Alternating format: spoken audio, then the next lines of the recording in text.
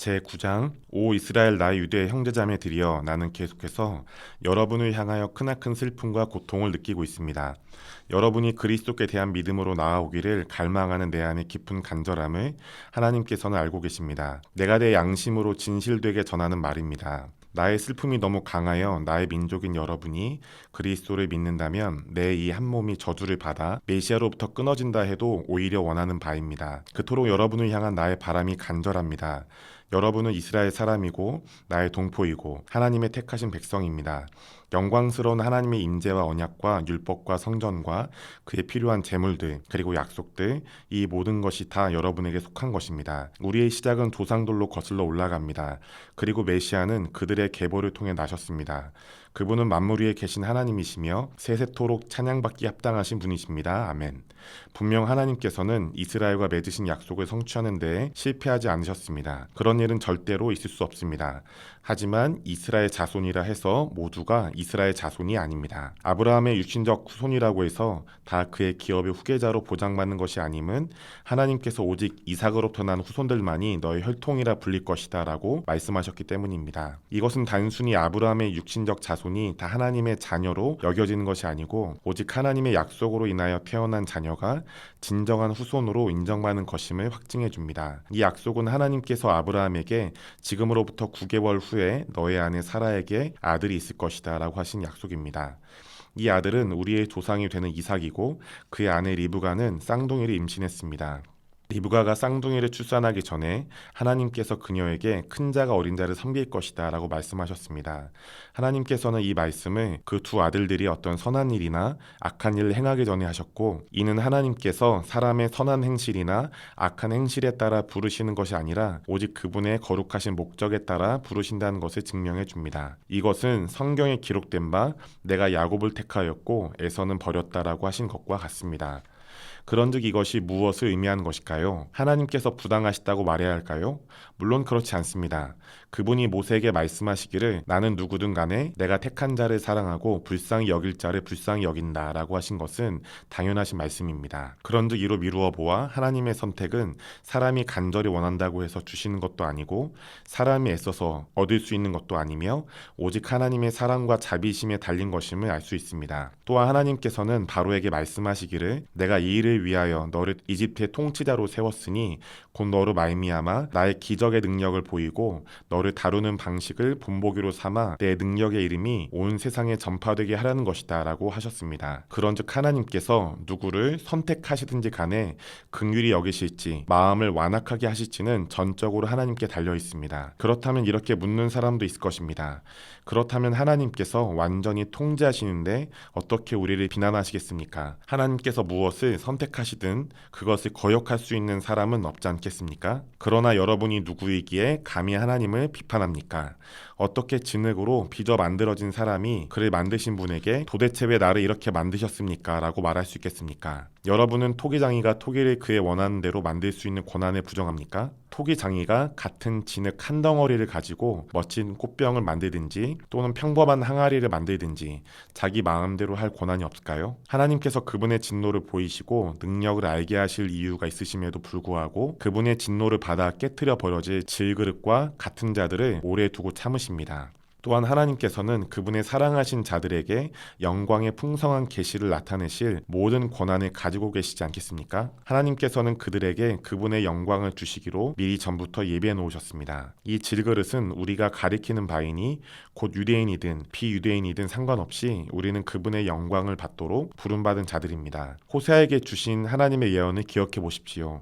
나는 거절당하여 내 백성이 아닌 자들에게 말하리니 너희들은 내 것이다. 그리고 사랑하지 않던 자들에게도 말하리니 너희들은 내가 사랑하는 자들이다. 너희들은 아무것도 아니다 라고 불렸던 곳에서 그들이 새로운 이름으로 불릴 것이니 곧 살아계신 하나님의 자녀이다 라고 할 것이다. 또 선지자 이사야가 이스라엘에 관하여 외치기를 이스라엘 자손들의 수가 비록 바닷가의 모래알처럼 많을지라도 오직 남은 자들만이 구원을 받을 것입니다. 주 여호와께서 땅 위에서 그 말씀을 행하시고 이루시는데 지체하지 않으실 것입니다 라고 하였습니다. 또한 이사야가 닥쳐올 일을 미리 보고 예언하기를 만일 만군의 주 하나님께서 우리에게 남은 자를 남겨두지 않으셨다면 우리가 소돔과 같이 파괴되고 고모라와 같이 황폐하게 되었을 것입니다 라고 하였습니다. 그런즉 이 모든 것은 무엇을 의미할까요? 여기에 역설적인 면이 있습니다. 심지어 의를 따르지 않았던 이방인들이 의를 얻었으니 그것은 곧 완벽한 의로서 그들의 믿음에서 난 것입니다. 그러나 이스라엘은 비록 율법적인 의를 따랐으나 의에 이르지 못하였습니다. 왜 그렇겠습니까? 그들은 마치 믿음이 아닌 행위로 의에 이를 수 있을 것처럼 생각하여 믿음의 길을 추구하지 않고 행위로서 의를 추구하기를 고집했기 때문입니다. 그들은 잘못된 방법으로 의를 추구하다가 부딪힐 돌에 부딪힌 것입니다. 이는 기록된 말씀과 같으니 조심하라, 내가 걸림돌을 시온에 두어 사람들이 걸려 넘어지게 할 것이다. 범법의 바위가 사람들을 실족하게 할 것이다. 그러나 그분을 믿는 자들은 부끄러움을 당하지 않을 것이다 라고 하셨습니다. 제10장 나의 사랑하는 형제자매들이여 내 마음의 뜨거운 바람으로 하나님께 끊임없이 드리는 기도는 나의 민족 이스라엘을 위함이니 곧 그들이 구원을 받는 것입니다. 내가 증언하는 것은 비록 그들이 하나님께 열심히 있으나 올바른 지식을 따른 것이 아니라는 것입니다. 그들은 하나님께서 주시는 의로움을 모르고 자기 공로로서 인정받기를 원했기 때문에 믿음으로 말미암는 하나님의 의에 복종하지 않았습니다. 하나님께서 그분의 완전한 의를 믿는 모든 자에게로 옮기셨기 때문에 그로 인하여 그리스도께서는 율법의 마침이 되십니다. 오래전에 모세는 하나님께 의롭다 선언받기 위해 율법의 모든 조항을 지켜야 할 필요성에 대하여 기록하였고 이 율법에 순종하는 사람은 언제나 그것으로 말미암아 살 것입니다 라고 하였습니다. 그러나 우리는 전적으로 다른 메시지인 믿음으로 말미암는 의로움을 받았습니다. 이를테면 단 한순간이라도 하늘에 올라가서 메시아를 모셔 내려와야 한다는 생각은 하지 마십시오. 혹은 무저갱에 올라가서 그분을 죽은 자 가운데서 모셔 올라오겠다는 생각도 하지 마십시오 라고 하지만 우리가 받은 믿음으로 말미암는 의는 모세의 이러한 말들 속에서 우리에게 이렇게 말씀하여 주십니다. 하나님의 살아있는 말씀은 우리와 매우 가까이에 있어서 마치 우리 가슴속에서 고동치고 있는 심장과 입안의 혀처럼 가깝습니다. 그러면 하나님의 살아있는 말씀은 무엇일까요? 그것은 구원에 대한 믿음의 계시입니다. 이것이 바로 우리가 전파하는 메시지입니다. 이는 만일 여러분이 하나님께서 예수를 죽은 자 가운데서 살리실 것을 마음으로 믿고 사람들 앞에서 예수가 주이심을 입술로 고백하면 구원을 받기 때문입니다. 예수를 믿는 마음은 하나님의 의롭다 하심을 선물로 받고 그 입은 구원받음에 감사를 드립니다. 성경은 이 말씀으로 우리를 격려하십니다. 누구든지 그분을 믿는 자는 결단코 실망치 않을 것이다. 그러므로 믿음은 유대인과 이방인 사이에 구분을 두지 않습니다. 이는 그분이 모든 사람에게 동일하신 여호와 주님이시기 때문입니다. 그리고 그분을 의지하는 자 모두에게 아낌없이 후하게 주실 모든 보화를 가지신 분입니다. 그리고 진실로 누구든지 주 여호와 이름을 부르는 자는 구원을 받고 새로운 삶을 경험할 것이다 라고 말씀하십니다. 그러는 믿음이 아직 없는 사람들이 어떻게 하나님께 도와달라고 부를 수 있겠습니까? 그리고 여태껏 들어본 적이 없는 분을 어떻게 믿을 수 있겠습니까? 또한 복음을 전파하는 자가 없다면 어떻게 생명의 말씀을 들을 수 있겠습니까? 전파하는 자들이 보내심을 받지 않았다면 어떻게 말씀이 전파되어질 수 있겠습니까? 이에 성경에서 이렇게 말씀하십니다. 아름답도다 평화의 소식과 장차올 좋은 소식을 전파하는 자들의 발걸음이여. 그렇다고 그들 모두가 다 그 좋은 소식을 반겼던 것은 아니었습니다. 이사야가 말하기를 주여 우리가 전한 말씀을 듣고 믿은 사람이 누구입니까? 라고 했습니다. 그러므로 믿음은 하나님께서 보내신 그리스도의 말씀에 반응하는 자의 마음 속에서 태어납니다. 이스라엘이 이 메시지를 들었던 바가 없었다는 것이 가능한 일일까요? 전혀 그렇지 않습니다. 그대도 들었습니다. 이는 이 말씀이 온 세상에 다 들려졌으며 그 전하는 말씀이 땅끝까지 이르렀습니다. 라고 했기 때문입니다. 그러므로 내가 다시 묻습니다. 하나님의 복음이 이스라엘 민족에게 뿐만이 아니라 다른 사람들에게도 주시는 말씀이라는 것을 이스라엘이 이해하지 못했을까요? 아닙니다. 그들은 확실히 이해하고 있었습니다. 그것에 대하여 모세가 제일 먼저 이렇게 말했습니다.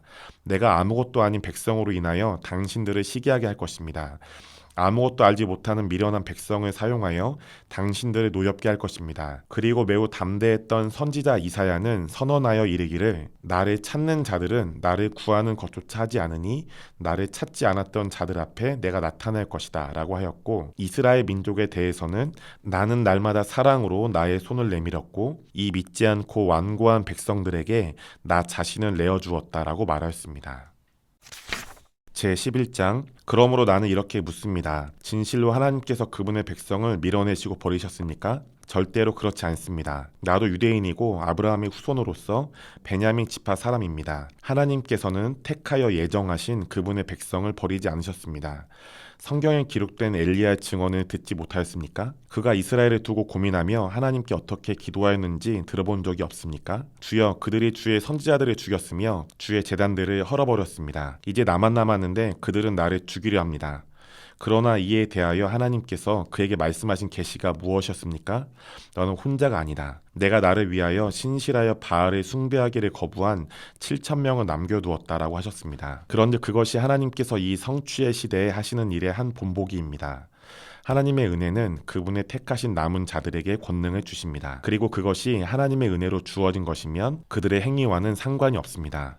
그렇지 않으면 그것은 은혜가 될 수 없고 사람의 노력으로 얻어진 것일 뿐입니다. 그런즉 이스라엘은 그들이 애써 구했던 것을 얻지 못하였으나 오직 거룩히 택하심을 받은 남은 자들은 은혜로서 이를 얻었습니다. 반면에 다른 남은 사람들은 그 마음이 강팍하여져서 진리를 받아들일 수 없었습니다. 그것은 기록된 바 하나님께서 그들의 영혼을 깊은 잠에 빠지게 하셨습니다. 그분은 그들의 눈이 진리에 대하여 감기게 하셨고 그들의 귀를 멀게 하여 듣지 못하게 하셨으니 지금 바로 이날까지입니다 라고 하였고, 다윗왕의 예언도 이와 같으니 그들의 식탁이 올무와 덫이 되어 그들의 멸망이 되게 하시옵소서. 그들이 받아 마땅한 징벌을 내리시옵소서. 그들의 눈을 가리어 보지 못하게 하시옵소서.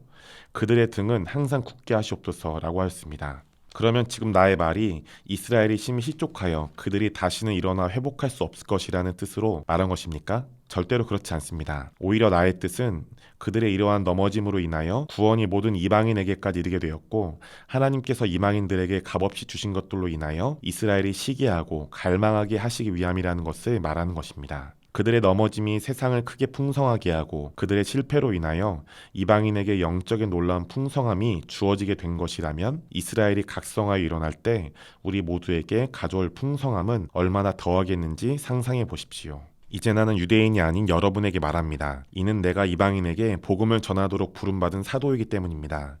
그리고 내가 유대인들 중에 있을 때 하는 것만큼 이 사역에도 나의 모든 정성을 쏟아 진력하는 것은 아무쪼록 하나님께서 유대인이 아닌 자들에게 베푸시는 것을 유대인으로 하여금 시기하게 하여 다만 내 민족 중에서 몇 사람이라도 구원에 이르게 하기 위함입니다. 복음에 대한 유대인들의 일시적인 거절로 인하여 화목하게 하는 은혜의 능력이 이 세상에 풀어졌다면, 이스라엘이 본래대로 회복되어 하나님과 화목하게 된다면 과연 어떻게 되겠습니까? 그것으로 인하여 온 세상 가운데 부활의 능력이 폭발적으로 풀어지게 될 것입니다. 아브라함과族장들이 하나님께 쓰임받기 위해 따로 거룩히 구별받았으니 그들의 후손들 또한 따로 구별받을 것입니다. 즉 나무의 뿌리가 하나님을 위해 거룩하게 구별되었다면 그 가지들도 마찬가지로 그러합니다. 그러나 그중 몇몇 가지들이 가지치기 당하여 버림받았습니다. 그리고 전에 사막의 야생 올리브나무 가지 같았던 당신을 하나님께서 남아있는 가지들 접붙임하셔서 잘 다듬어진 올리브나무 줄기의 진액을 함께 받게 하셨습니다. 그러므로 당신이 본래의 가지들보다 우수하다고 믿고 오만해지지 마십시오.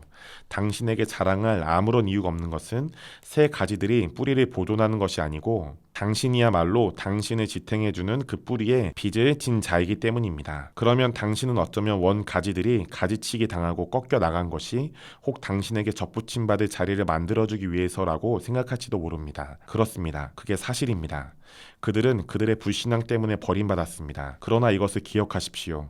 당신은 오직 당신의 믿음에 의해서 접붙임 받았기 때문에 높은 마음을 품지 말고 경외함과 경건함으로 서 있어야 합니다. 하나님께서 불신에 빠진 원 가지들도 아끼지 않으셨으니 하물며 접붙임 받은 당신도 아끼지 않으실 것입니다. 그러므로 당신의 시선은 하나님의 인자하심과 준엄하심을 바라보아야 합니다. 믿음을 저버린 자들을 하나님께서 얼마나 엄격하게 다루시는지요. 그렇지만 하나님과의 관계 안에서 그분은 또한 얼마나 다정하고 인자하신지요. 계속해서 그분의 인자하심에 머물러 있으십시오. 그렇지 않으면 당신 역시 버림받게 될 것입니다.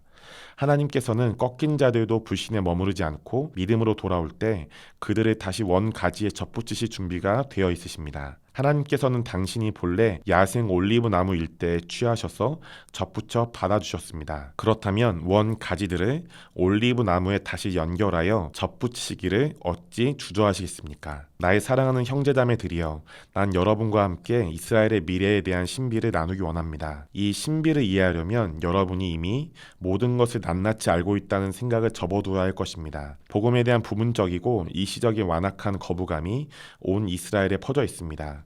그리고 그것은 이방인의 충만한 수가 하나님 나라의 가족으로 들어올 때까지 계속될 것입니다. 그때에 이르러서야 하나님께서 온 이스라엘을 구원하실 것입니다. 성취될 예언의 말씀은 이러합니다. 구원자가 시온에서 와서 야곱에게서 경건하지 않은 것을 돌이킬 것이다. 내가 그들의 죄를 용서할 때 그들에게 이루어진 내 언약이 이것이다. 지금도 많은 유대인들이 복음을 거부합니다. 그러나 그들의 거부가 유대인이 아닌 여러분에게 복음의 문을 열어주었습니다. 그럼에도 불구하고 그들은 여전히 하나님의 큰 사랑을 받고 있습니다. 그것은 그들의 조상이 하나님의 소유로 거룩하게 선택되었기 때문입니다. 그리고 하나님께서 누군가를 선택하시고 많은 자비로 그에게 은사를 베푸시면 그것들은 결코 철회되는 것이 아닙니다. 유대인이 아닌 여러분이 전에는 하나님께 순종하지 않았으나 이스라엘의 불순종으로 인하여 이제 하나님의 부드러운 긍휼하심을 입고 있습니다. 그리고 지금 저들이 하나님을 거역하는 중에 하나님의 자비로운 긍휼이 여러분에게 미치고 있으니 이제 여러분이 그들을 위해 길을 더 주어 하나님께서 우리에게 주신 기쁨을 그들과 나누어 가져야 마땅합니다. 하나님께서 모든 사람을 그들의 불신으로 인하여 죄인으로 여기신 것은 사실상 우리의 마음을 열어 그분을 찾는 자들에게 긍휼을 베풀려 하심입니다. 누가 감히 하나님의 풍성하심 곧 그 지혜의 깊이와 완전하신 지식의 경이로움을 헤아릴 수 있겠습니까? 그 누가 그분의 경이로운 판단들을 헤아릴 수 있겠으며 그분의 계획을 펼쳐가시는 신비로운 길을 찾아낼 수 있겠습니까? 그 누가 주님의 마음을 알았고 그 누가 그분의 계획에 대하여 조언할 만큼 지혜가 충분할까요? 혹은 누가 감히 하나님께 먼저 드려서 그분으로 하여금 그에 대한 보답으로 나를 갚으시게 할 수 있겠습니까? 하나님께서는 만물의 원천이시고 붙드시는 자이시기에 모든 만물이 주 안에서 예언의 성취를 발견합니다. 그분께 모든 찬송과 영광이 영원토록 있을 것입니다. 아멘. 제12장 사랑하는 친구들이여, 하나님의 놀라운 자비하심에 대한 우리의 가장 올바른 반응이 무엇이어야 하겠습니까? 내가 권하는 바는 여러분이 여러분 자신을 하나님께 거룩한 산제물로 드리라는 것입니다. 그리고 그분의 마음을 기쁘시게 하는 모든 것을 행하면서 거룩한 삶을 사십시오. 이것이 바로 여러분이 드릴 수 있는 참된 예배의 표현입니다. 여러분을 둘러싼 세상 문화에서 나오는 견해들과 이상적인 목표들을 모방하기를 그치고 성령으로 마음속 내면의 변화를 받으십시오. 이는 전적인 사고방식의 개혁을 통해 이루어지는 것입니다. 이것은 여러분으로 하여금 하나님의 뜻을 분별하게 하여 그분의 눈에 보시기에 기뻐하시고 온전하신 아름다운 삶을 살아가게 합니다. 하나님께서 내게 주신 은혜로 말미암아 여러분 각 사람에게 자만에 대해 경고합니다. 여러분 각자는 자기를 과시하고 홍보하며 자신이 중요한 존재라는 거짓된 이미지를 만들어내지 마십시오. 그 대신에 하나님께 받은 믿음을 측정의 기준으로 삼아 여러분의 가치를 정직하게 평가해 보십시오. 그리하면 여러분은 합당한 자존감으로써 여러분이 참으로 존귀한 자임을 알게 될 것입니다. 사람의 육체에는 수많은 지체와 기관이 있고 각각은 모두 독특한 기능을 가지고 있습니다. 그리스도의 몸 안에서도 그러합니다. 다양한 우리 모두가 그리스도 안에서 한 몸으로 어울려 있어서 우리 각자가 모두 중요하게 서로에게 이바지하고 있습니다. 하나님의 놀라우신 은혜가 우리 각자에게 다양한 은사와 사역을 나눠주셔서 독특한 우리의 것이 되게 하십니다. 그러므로 만일 하나님께서 여러분에게 예언의 은사를 주셨다면 예언하는 믿음의 분량을 사용하여 여러분의 은사를 활성화시켜야 합니다. 받은 은사가 섬기는 일이면 남을 섬기는 일에 더욱 전념하십시오.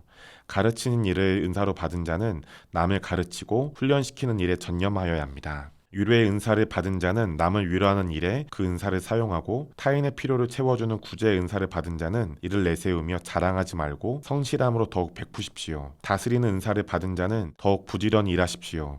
그리고 긍휼의 은사를 받은 자는 더욱 즐거움으로 긍휼을 보이십시오. 여러분의 마음을 움직이는 내적 동기는 언제나 서로를 사랑하기 위한 것이 되도록 하고 결코 가면을 쓴 배우같이 하지 마십시오. 악을 경멸하고 고결하고 선한 모든 것을 받아들이십시오. 믿는 성도들을 한 가족처럼 친절히 사랑하기에 헌신하십시오. 서로를 존중하고 높여주는 것에 더욱 힘써 잘해야 합니다. 열심을 다하여 주님을 섬기고 계속해서 그분을 향한 여러분의 열정이 뜨겁게 끓어오르도록 하십시오. 성령의 광채를 세상에 나타내십시오.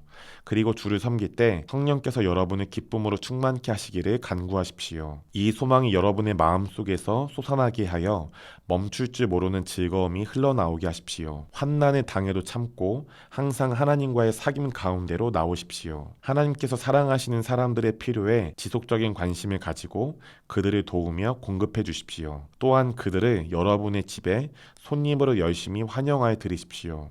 여러분을 거절하고 박해하는 자들을 축복하고 저주하지 마십시오. 즐거워하는 자들과 함께 즐거워하고 슬퍼하는 자들과 함께 우십시오. 화합의 영으로 서로 행복하게 살며 남의 인격을 자신의 것처럼 존중하십시오. 오만한 사고방식을 가지고 자신 너무 중요한 자라서 남을 섬길 수 없다고 생각하지 말고 하찮은 일들에도 솔선하며 스스로를 마음이 낮은 사람들과 동일하게 여기십시오. 우쭐대지 말며 한순간도 자신이 모든 것을 다 안다는 생각조차 하지 마십시오. 결코 원한을 품거나 안갚음하려 하지 말고 남을 이롭게 하겠다는 고결한 생각을 가지고 여러분의 삶을 계획하십시오. 최선을 다하여 모든 사람과 친구가 되십시오. 사랑하는 형제자매들이여 친히 원수를 갚을 생각에 억눌려 살지 말고 하나님의 의로우신 판결에 맡기십시오. 성경에 기록되기를 너희들이 너희 손으로 정의를 취하지 않으면 내가 너희를 대신하여 세울 것이다 라고 주님께서 말씀하십니다. 그래서 여러분의 원수가 배고파하거든 먹을 것을 주십시오. 친절로 그를 이기십시오. 여러분의 놀라운 관대함이 그의 양심을 일깨울 것입니다. 그리하면 하나님께서 은혜로 여러분에게 갚으실 것입니다. 결단코 악에게 지지 말고 선으로 악을 이기십시오. 제13장 각 사람은 위에 있는 권세들에게 복종하고 받들어야 합니다. 우주 안에 하나님께서 지명하지 않은 권세는 없습니다. 그것은 곧 모든 권세 하나하나가 다 하나님께서 정하셨음을 뜻합니다. 그러므로 권세를 거스르는 자는 곧 하나님께서 세우신 거룩한 질서를 거스르는 것이니 그 결과가 가혹할 것입니다. 다스리는 자들은 선한 일을 행하는 자들에게는 두려움이 되지 않고 악한 일을 행하는 자들에게는 두려움이 됩니다. 그러므로 옳은 일을 행하면 권세를 두려워할 필요가 없습니다. 그들은 선을 행하는 시민을 칭찬할 것입니다. 그들은 사회의 선을 위해 일하는 하나님의 사역자입니다. 그러나 만일 여러분이 법을 위반하면 당연히 경고를 받게 될 것은 그들이 하나님의 대리자로서 범죄자들에게 정의를 시행하기 위해 처벌하는 자들이기 때문입니다. 무엇 때문에 그들이 무기를 소지하고 있겠습니까? 그러므로 그들에게 복종하지 않을 수 없으니 이는 처벌을 피하기 위함이 아니라 깨끗한 양심을 따라 사는 것이 합당하기 때문입니다. 우리가 세금을 바치는 것도 이런 이유입니다. 권세들이 하나님의 일꾼이 되어 바로 이 일들을 감독합니다. 그러므로 그들이 부과하는 모든 세금이나 공공요금을 지불하는 것이 여러분의 의무입니다.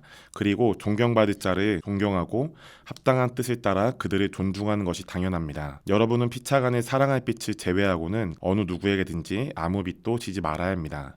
남을 사랑할 줄 아는 사람은 율법의 모든 요구들을 다 이루었기 때문입니다. 계명에 간음하지 말라, 살인하지 말라, 도둑질하지 말라, 탐내지 말라라고 한 것과 그 밖에 다른 계명 모두가 다 이 말씀 안에 집약되어 있습니다.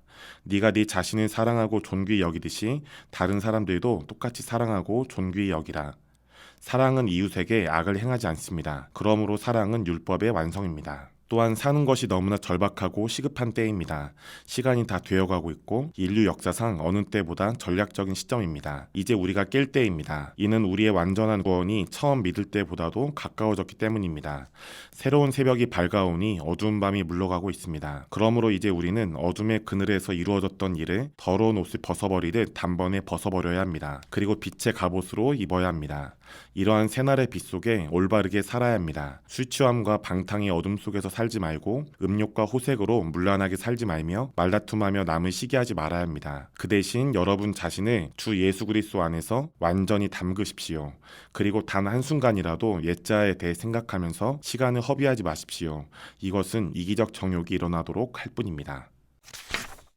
제14장 여러분은 비록 믿음이 연약하고 미숙하여도 진실되게 믿는 모든 성도들을 열린 마음으로 받으십시오. 단순히 의견에 지나지 않는 일들에 대하여 그들과 논쟁하지 마십시오. 예를 들어 어떤 사람은 모든 종류의 음식을 먹는 것에 아무런 문제가 없으나 믿음이 연약한 자는 오직 채소만 먹으려고 할 것입니다. 거리낌 없이 먹는 자는 채소만을 먹는 자를 비판하고 업신여기지 말아야 하고 채식주의자는 모든 것을 먹는 자를 비판하고 업신여기지 말아야 합니다. 기억하십시오. 하나님께서 그를 기꺼이 동역자로 받으셨습니다. 여러분이 누구이기에 감히 남의 집 하인을 비판하는 자리에 앉을 수 있겠습니까? 그가 서 있든지 넘어지든지 그를 평가할 수 있는 사람은 그의 주인뿐입니다. 하나님의 권능이 그들을 붙드시고 능히 세우시기에 하나님의 종들은 넘어지지 않습니다. 어떤 사람은 어떤 특정한 날을 다른 날들보다 더 거룩하게 여기고 또 어떤 사람은 모든 날들을 똑같게 여깁니다. 그러한 문제에 대하여 사람마다 각기 다른 확신을 가지고 있는데 거기에 잘못이 있는 것은 아닙니다. 이는 어느 한 날을 특별히 더 거룩하게 여기는 사람도 주님을 섬기기 위해서 그렇게 하는 것이기 때문입니다. 어떤 사람이 무엇을 먹는지에 대한 문제도 이와 같습니다. 모든 것을 먹는 사람도 주님을 공경하는 것은 하나님께 감사드리며 먹기 때문이고 음식을 특별히 가려 먹는 사람도 마찬가지로 하나님을 공경하고 하나님께 감사합니다. 우리 중에 어느 누구든지 자기를 위하여 사는 자가 없고 자기를 위하여 죽는 자도 없습니다. 우리는 사는 동안 우리의 주인 되신 분을 위해 살아야 하고 죽어도 주를 위해 죽어야 합니다. 그러므로 살든지 죽든지 우리는 주께 속한 사람들입니다. 바로 이를 위하여 그리스도께서 죽었다가 다시 살아나셨습니다. 그리고 마침내 죽은 자와 산 자 모두의 하나님이 되셨습니다. 여러분은 어찌하여 여러분의 형제 자매를 그들이 무엇을 먹는다고 또는 먹지 않는다고 비판합니까? 우리 각각은 다 자기의 순서가 되면 하나님의 심판대 앞에 서게 될 것입니다. 기록되기를 살아있는 하나님으로서 내가 확실히 말하니 모든 무릎이 내 앞에 무릎 꿇고 모든 혀가 진실을 자백하여 나를 영화롭게 할 것이다 라고 하셨습니다. 이러므로 우리 각 사람은 자기가 살아온 일을 하나님 앞에 나아가 바른 대로 고하여 알려드리게 될 것입니다. 그런즉 우리가 다시는 믿는 사람들 사이에서 서로를 비판하거나 정죄하지 말고 또한 절대로 고의적으로 형제자매를 실족시켜 넘어뜨릴 행동을 하지 않기로 주의합시다. 주 예수께서 주신 계시의 말씀을 인하여 내가 알고 확신하는 것은 어떤 음식을 먹느냐 하는 것에는 잘못된 것이 없습니다. 다만 그것이 정결하지 못하다고 여기는 그 사람에게만 그것이 받아들여질 수 없는 것입니다. 만일 여러분이 원하는 것을 먹는다고 고집함으로 인해 형제자매가 근심하게 되면 여러분의 행동을 다스리고 있는 것은 더 이상 사랑의 마음이 아닙니다. 어찌하여 여러분은 메시아께서 그분의 생명까지 내어주신 그 사람에게 상처를 입히려 합니까? 그렇게까지 해서 여러분이 원하는 것을 먹으면 좋겠습니까? 그러므로 여러분이 선한 것으로 알고 있는 것이 비방을 받게 될 기회를 만들지 마십시오. 하나님의 왕국은 무엇을 먹고 마셔야 하는지에 대한 규칙이 중요한 것이 아니라 오직 성령의 다스림 안에 있는 의와 평강과 희락이 중요한 것입니다. 이렇게 왕이 다스리시는 삶의 실제를 살아가면서 그리스도를 섬기는 것이 하나님을 기쁘시게 하며 사람들의 칭찬도 받게 합니다.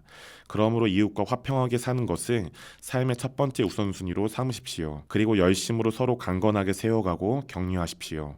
음식에 대한 자신의 의견만을 주장하여 하나님의 사업을 무너지게 하지 마십시오. 여러분이 원하는 음식은 무엇이나 먹을 수 있어도 그 음식으로 인하여 다른 사람의 마음을 의도적으로 상하게 하는 것은 잘못된 일입니다. 고기를 먹거나 포도주 마시는 것을 삼가고 다른 믿는 자의 마음이 상하게 되거나 유혹하여 믿음이 약해지게 할 수 있는 어떤 행동이라도 삼가는 것이 곧 사랑의 행실임을 깊이 생각하십시오. 이런 문제들에 대한 확신은 여러분과 하나님과의 사이에만 성립된 것이라는 점을 명심하고 다른 사람들에게 그 확신을 강요하지 마십시오. 여러분은 여러분의 양심이 거리끼지 않고 인정한 일을 할 때 그 일을 하는 자신을 스스로 정죄하지 않는다면 행복할 것입니다.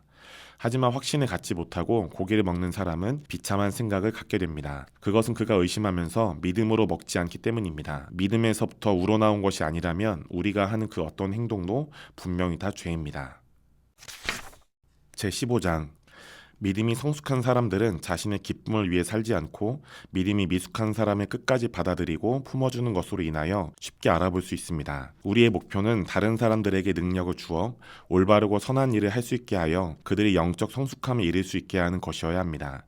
모든 이들 중에 가장 큰 능력을 가지신 그리스도께서도 그분의 기쁨을 위해 살지 않으셨습니다. 그분의 삶이 성취하신 성경의 말씀은 주를 비방하는 자들의 모든 비방이 내게 미쳤습니다 라고 하신 말씀이었습니다. 무엇이든 전에 기록된 말씀은 우리들이 어떻게 살아야 하는지를 가르치시기 위함입니다. 성경의 모든 말씀은 우리에게 용기를 주시고 감화시켜 우리로 소망 안에서 모든 것을 인내하며 살 수 있게 하십니다. 이제 인내와 위로의 하나님께서 여러분의 관계가 연합됨으로 인하여 빛나게 하시기를 바랍니다. 이 연합은 예수 그리스도와 여러분의 관계에서 흘러나오는 것입니다. 그래서 여러분이 열정을 다하여 한 목소리로 하나님 곧 우리 주 예수 그리스도의 아버지께 영광을 돌리게 하려는 것입니다. 그러므로 그리스도께서 여러분을 그분의 동역자로 완전히 받으신 것처럼 여러분이 서로를 동역자로 받고 환영할 때 하나님께 영광을 돌리게 될 것입니다. 나는 메시아 예수께서 유대 백성들의 종으로 보내심을 받은 것은 하나님께서 우리 조상들에게 맺으신 언약을 성취하시고 그분의 신실하심을 확증하시기 위함이라고 확신합니다. 그리고 이제는 예수로 말미암아 온 세계 모든 사람도 그들에게 베푸신 하나님의 긍휼하심으로 인하여 그분께 영광 돌리게 되었습니다. 이는 예언의 말씀을 이루려 하심이니 곧 그러므로 내가 열방 중에서 주를 높여 감사하고 주의 이름을 찬송하는 나의 노래를 열방이 듣게 될 것입니다 라는 말씀입니다. 그리고 또 다른 곳에서도 말하기를 열방의 모든 백성들은 주의 백성 곧 유대인과 함께 삶을 즐거워하십시오 라고 했고, 또다시 이르기를 주 여호와를 찬양하십시오. 이방의 모든 백성들과 열방의 모든 백성들은 목소리 높여 주를 찬송하십시오 라고 하였습니다. 또 선지자 이사야가 예언하기를 다윗 왕위를 잇는 한 계승자가 나오셔서 이방 모든 나라의 통치자로 일어나실 것이니 그들의 모든 소망이 그분 안에서 만족될 것입니다 라고 하였습니다. 이제 여러분이 그분을 믿을 때 소망의 근원 되신 하나님께서 여러분을 주체할 수 없는 기쁨과 완전한 평강으로 충만케 하시기를 기도합니다. 그리고 성령의 능력이 계속해서 여러분의 삶을 그분의 넘치는 충만함으로 둘러주셔서 여러분이 소망의 빛으로 넘치게 하시기를 기도합니다. 사랑하는 형제자매들이여, 나는 여러분이 진실로 영적인 자들임을 확신합니다. 비록 직접 만나본 적은 없지만 여러분 한 분 한 분이 하나님의 선하심으로 충만하고 모든 계시의 지식을 구비하여 서로를 능히 권면할 수 있다는 것을 알고 있습니다. 그분의 사역자가 되어서 예수를 전하도록 내 삶에 부어주신 하나님의 은혜로 인하여 유대인이 아닌 성도 여러분에게 담대하게 몇 가지 주제에 대해 이렇게 썼으니 이는 여러분이 그 주제의 중요성을 기억하게 하려 함입니다. 이 은혜로 인하여 나를 하나님의 복음의 종으로 삼으시고 끊임없이 제사장적인 직분을 감당케 하셨으니 이는 이방인들 하나님께서 받으실 만한 제물로 드리도록 애쓰게 하심과 함께 온 땅의 모든 백성들이 거룩하신 성령에 의해 구별되고 거룩해지도록 하시기 위함입니다. 그러므로 이제 내가 하나님을 섬길 때 뜨거운 열심과 확신 속에서 즐거워하는 것은 바로 내가 예수 그리스도께 연합되었기 때문입니다. 그리고 나는 그리스도께서 나를 통하여 역사하신 일 외에는 감히 아무것도 말하지 않을 것입니다. 수많은 이방 백성들이 하나님의 성령의 능력으로 믿음의 순종 가운데 들어오게 된 것은 말과 행위 속에 나타내 보이신 강력한 표적들과 놀라운 권능 때문이었습니다. 나는 예루살렘에서 출발하여 이곳저곳 두루 다니며 로마의 먼 지방 일루리곤까지 그리스도의 경이로운 복음을 온전히 전하였습니다. 또한 영광과 흔들림 없는 열정으로 다른 사람의 터 위에 건축하지 않고 아무도 그리스도의 이야기를 들어본 적이 없는 곳에서 복음을 전하는 개척자가 되었습니다. 이것은 성경에 기록된 바 주에 대해 아무것도 알지 못하던 자들이 그를 확실히 볼 것이고 들어본 적이 없던 자들이 깨달을 것입니다 라고 한 것과 같습니다. 이러한 전도의 사명을 수행함으로 인하여 난 여러분을 몇 번이나 방문하려 하였으나 그렇게 하지 못했습니다. 그런데 이제는 이 지방에 사역할 곳이 없고 또 여러 해 전부터 무척이나 여러분을 방문하고 싶었기에 지금이 좋은 기회라고 생각하고 있습니다. 그래서 서바나로 가는 길에 로마를 지나가면서 여러분을 방문하고 싶습니다. 얼마 동안이라도 여러분과 사귀는 기간을 가진 후에 그 전도의 여정 가운데 여러분이 재정적으로 보탬이 되어주기를 바랍니다. 그러나 지금 나는 하나님의 백성들을 격려하고 섬기기 위해 예루살렘으로 가는 길입니다. 기쁨으로 알려줄 내용이 있습니다. 마게도냐와 그리스의 성도들이 예루살렘에 거주하는 가난한 사람들을 위해 관대하고 후한 헌금을 보내주었습니다. 그들은 예루살렘 성도들에게 보답할 수 있는 기회를 갖게 되어 너무 기뻐했습니다. 진정으로 그들은 그들에게 복음을 가져다준 예루살렘 성도들에게 깊이 감사하고 빚진 마음을 가지고 있습니다. 유대인들이 영적인 부를 그들에게 나누어 주었기 때문에 이방 성도들이 그들의 물질적 부를 유대인 성도들에게 나누어 주는 것은 마땅한 일입니다. 나는 이 예배의 행위를 완수하고 이 헌금을 예루살렘 성도들에게 안전하게 전해준 후에 서바나를 향해 출발할 것입니다. 그리고 그곳으로 가는 도중에 여러분을 방문하려고 합니다. 내가 여러분을 만날 때 그리스도의 축복을 충만하게 가지고 갈 것임을 확신합니다. 여러분에게 간곡히 청하는 것은 우리가 우리 주 예수 그리스도와 하나가 되었으니 여러분이 하나님께 드리는 기도에 나와 함께하기를 바랍니다. 사랑한 나의 믿음의 형제자매들이여, 성령 안에서 우리가 나누는 그 사랑과 기도로 나와 함께 서서 싸워주십시오. 유대에 믿지 않는 자들로 인해 당하는 위험으로부터 나를 건져주시기를 아버지께 구하여 주십시오. 진실로 원하는 것은 예루살렘으로 가져가는 이 헌금이 하나님의 거룩한 성도들에게 순조롭게 전달되기를 기도합니다. 그리고서 하나님께서 나를 여러분에게 보내시면 나는 하나님의 뜻에 따라 큰 기쁨을 가지고 여러분을 만나게 될 것입니다. 그리고 여러분과의 사귐으로 말미암아 영적으로 생기를 되찾게 될 것입니다. 이제 우리에게 그분의 평강과 흠없는 완전함을 주시는 하나님께서 여러분 모두와 함께 계시기를 바랍니다. 내 주님 그리하여 주시옵소서. 제16장 이제 나는 갱그레아 교회의 빛나는 일꾼이고 우리의 사랑스럽고 사랑받는 믿음의 자매인 베베를 여러분에게 소개합니다. 이 편지와 함께 이 자매를 여러분에게 보내니 그녀가 도착하면 극진한 환대로 영접하여 주기 바랍니다. 그녀를 존중의 마음으로 환영하여 주십시오. 이는 주님께 속하고 주를 위해 구별된 사람이 마땅히 받을 대접입니다. 그녀를 전적으로 여러분에게 맡기니 그녀가 필요한 것은 무엇이든 도와주십시오. 그녀는 여러 해 동안 위대한 지도자로서 일해왔습니다. 내가 이 확신을 갖게 된 것은 그녀가 나에게도 그런 분이었기 때문입니다. 부탁하건대 그리스도 예수를 섬기는 일에 나의 동역자들인 브리스가와 아굴라에게 나의 사랑을 전하여 주십시오. 그들은 내 목숨을 구하기 위해 자기들의 목숨까지도 내놓기를 주저하지 않았습니다. 나는 그들에게 더없이 감사하고 있습니다. 그리고 나 혼자만이 아니라 비유대인 신자들 모두가 이 두 사람을 크게 존경하고 있습니다. 그리고 이들의 가정교회에 속하는 모든 성도들에게도 나의 인사를 전하여 주십시오. 또 에베네도에게도 문안하십시오. 그는 아시아의 로마 지역에서 최초로 그리스도께 돌아온 회신자로서 내가 사랑하는 성도입니다. 그리고 미리암에게도 나의 인사를 전해 주십시오. 그녀는 여러분을 아름답게 하기 위해 매우 힘들게 일하며 수고를 아끼지 않았습니다. 내 친척 안드로니고와 유니아에게도 무난하고 귀히 여기십시오.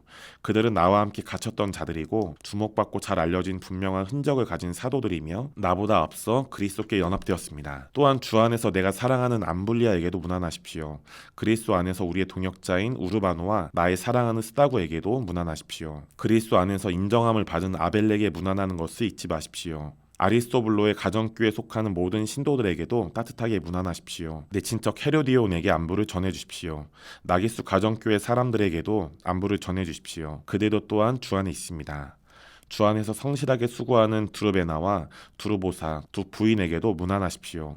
그리고 성실히 주를 섬기는 사랑스러운 버시에게 안부를 전해주십시오. 그리고 주 안에서 특별히 택하심을 받은 루포와 그의 어머니에게도 문안해 주십시오. 그의 어머니는 나에게도 어머니와 같으신 분입니다.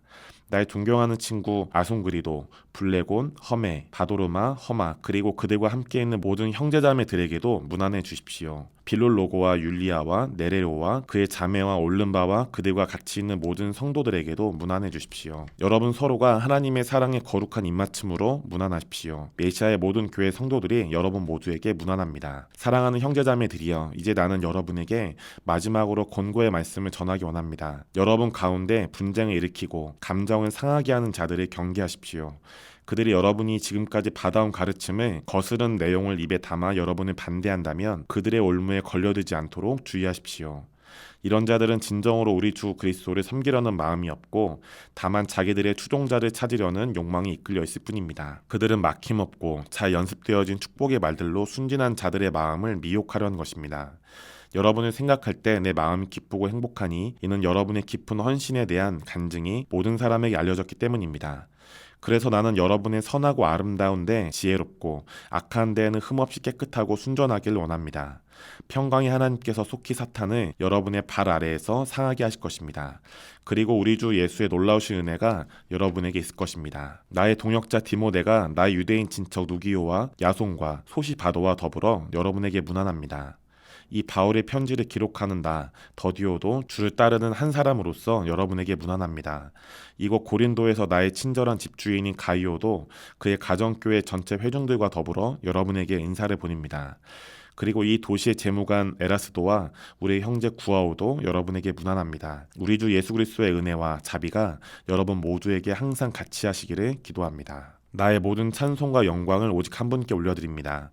그분은 권능자로서 복음 속에 나타나 있는 약속의 말씀을 통하여 여러분을 강인하게 만드시고 또 한결같게 하시니 이 약속의 말씀은 곧 예수 그리스도의 나타나심입니다. 그리고 이 놀라운 소식은 창조의 새벽부터 오늘 이 순간까지 비밀로 감추어진 신비가 풀어지는 것을 포함하고 있습니다. 이 신비는 성경의 예언과 영원하신 하나님의 명령에 따라서 알게 되어진 것이니 그것은 숨김없이 모든 민족에게 전해져서 마침내 그들 속에 깊은 깊은 신앙의 간증이 있게 하였습니다. 이제는 유일한 지혜 원천이신 하나님께 우리 주 예수 그리스도로 말미암은 영광의 찬송이 세세 무궁토록 있을 것입니다. 아멘. 바울 서신은 고린도에 있는 더디오에 의해 기록되었고 고린도에서 보내어져서 로마로 가는 베베에 의해 전달되었다.